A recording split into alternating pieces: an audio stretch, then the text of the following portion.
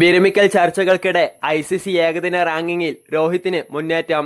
38-കാരനായ രോഹിത് ശർമ്മ റാങ്കിങ്ങിൽ 2ാം സ്ഥാനത്തേക്കാണ് മുന്നേറിയത്. ബാബർ അസമിനെ മറികടന്നാണ് രോഹിത്തിന്റെ നേട്ടം.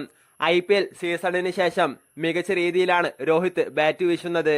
എന്നാൽ കഴിഞ്ഞ കുറെ മത്സരങ്ങളിലായി ഫോം നഷ്ടപ്പെട്ട ബാബർ അസം പാകിസ്ഥാന്റെ വെസ്റ്റ് ഇൻഡീസിനെതിരായ പരമ്പരയിൽ തീർത്തും നിറമങ്ങിയിരുന്നു. ഇതോടെ ബാബർ അസം റാങ്കിങ്ങിൽ 3ാം സ്ഥാനത്തേക്ക് വീഴുകയായിരുന്നു. 756 പോയിന്റാണ് രോഹിത്തിനുള്ളത്. 784 പോയിന്റോടെ ശുഭ്മാൻ ഗില്ലാണ് റാങ്കിങ്ങിൽ 1ാമത്.